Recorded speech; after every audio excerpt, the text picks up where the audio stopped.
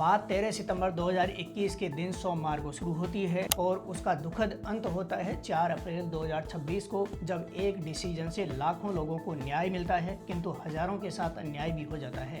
इस 5 साल के कालखंड में थाने, कोर्ट कचहरी, जेल और सियासत में जो कुछ हुआ उसको राजस्थान का कोई भी व्यक्ति कभी भी भूलना नहीं चाहता है। तो हुआ यूं कि राजस्थान हाई कोर्ट की डिवीजन बेंच ने एसआई भर्ती परीक्षा 2021 को रद्द कर हिस्ट्री लिख दी। 5 साल पहले 859 पदों के लिए हुई इस भर्ती परीक्षा में पेपर 15 से 20 लाख रुपए में बेचे गए, यानी पेपर खरीदने बेचने के लिए करोड़ों रुपए का लेन देन हुआ। एसओजी द्वारा पकड़े गए आरपीएससी सदस्य बाबूलाल कटारा ने खुद स्वीकार किया कि उन्होंने अपने परिजनों को नकल कराई थी, यानी रियलिटी में देखा जाए तो एग्जाम से पहले ही पेपर लीक हो चुका था। लंबे समय से पेपर लीक और इंटरव्यू में लेन देन के आरोपों से घिरी आरपीएससी को कोर्ट के इस फैसले ने एक बार फिर से कटघरे में खड़ा कर दिया है। हाई कोर्ट के डिसीजन से एक बार फिर आरपीएससी को भंग करने की मांग जोर पकड़ने लगी है। हालांकि एक बार फिर विपक्ष मौन साधकर सरकार के साथ खड़ा दिखाई दे रहा है, लेकिन सवाल ये उठता है कि जो भाजपा अपोजिशन में बैठकर इस संस्था को भंग करने की डिमांड करती रहती थी, वो पावर में आते ही चुप क्यों हो गई है?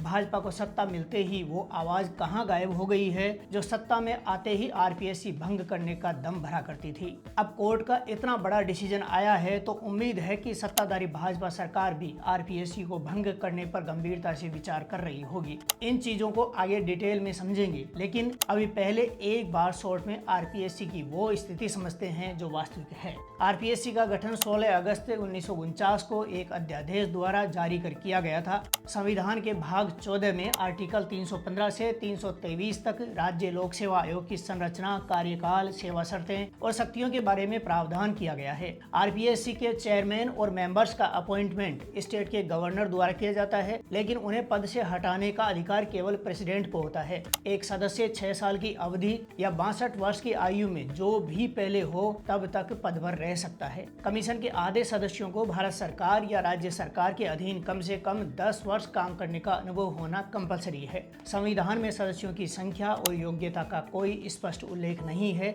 ये सब राज्यपाल के विवेक पर छोड़ा गया है। आधिकारिक रूप से आरपीएससी में एक अध्यक्ष और 10 सदस्य होने चाहिए। बाबूलाल कटारा पेपर लीक के कारण जेल में है। कुमार विश्वास की पत्नी मंजू शर्मा और ex chief secretary Niranjan Arya की पत्नी संगीता आर्य ने हाई कोर्ट की एकल पीठ के फैसले के बाद जांच और गिरफ्तारी के डर से इस्तीफा दे दिया था, जबकि एक अन्य सदस्य जसवंत राठी का निधन होने के कारण वर्तमान में एक चेयरमैन और 6 मेंबर हैं। विपक्ष में रहते भाजपा से लेकर हनुमान बेनीवाल, सचिन पायलट और किरोड़ी लाल मीणा ने आरपीएससी भंग करने की बात कही थी। ऐसे में सबसे बड़ा सवाल ये है कि क्या राज्य सरकार आरपीएससी भंग कर सकती है? एक्चुअल ये है कि स्टेट गवर्नमेंट को आरपीएससी भंग करने का अधिकार है ही नहीं।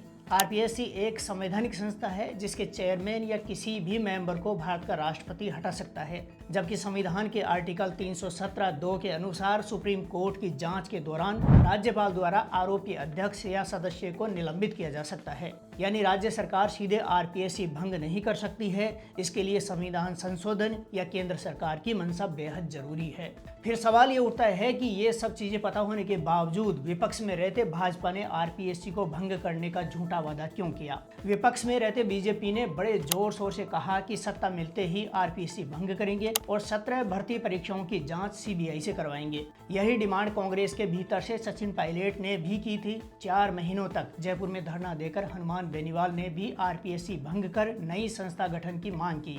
सांसद रहते किरोड़ी लाल मीणा ने भी यही आवाज उठाई थी। इसलिए प्रदेश की जनता ने मान लिया था कि भाजपा सत्ता में आई तो इस बार आरपीएससी में बदलाव होगा। बड़े बड़े वादों और कांग्रेस की अशोक गहलोत सरकार की विफलताओं के चलते दिसंबर 2023 में बीजेपी सत्ता में आई। आज भाजपा सरकार बने 29 महीने पूरे हो चुके हैं, लेकिन आरपीएससी ज्यों की त्यों खड़ी है। 17 भर्ती परीक्षाओं की सीबीआई जांच का कोई नामो निशान नहीं है। अशोक गहलोत सरकार में गरजने वाले सचिन पायलट आज विपक्ष में होने के बाद भी राजस्थान का कोई मुद्दा नहीं उठाते हैं। वो शायद बड़े नेता राहुल गांधी के साथ दिल्ली की राजनीति में बहुत व्यस्त हैं। किरोड़ी लाल मीणा अब मंत्री हैं, उन्हें सत्ता का स्वाद मिल गया है तो संभवतः सत्ता के नशे में आरपीएससी को भी भूल चुके हैं। हनुमान बेनीवाल आज भी अकेले ही आरपीएससी भंग करने और यूपीएससी की तर्ज पर नई पारदर्शी संस्था बनाने की मांग कर रहे हैं, लेकिन उनकी सुनने वाला कोई भी नहीं है। यही राजस्थान की राजनीति का सबसे बड़ा दोगलापन है। जो मांग विपक्ष में होती है वो सत्ता में आते ही गायब गायब हो जाती है। बीजेपी ने विपक्ष में रहते आरपीएससी भंग करने का वादा किया था,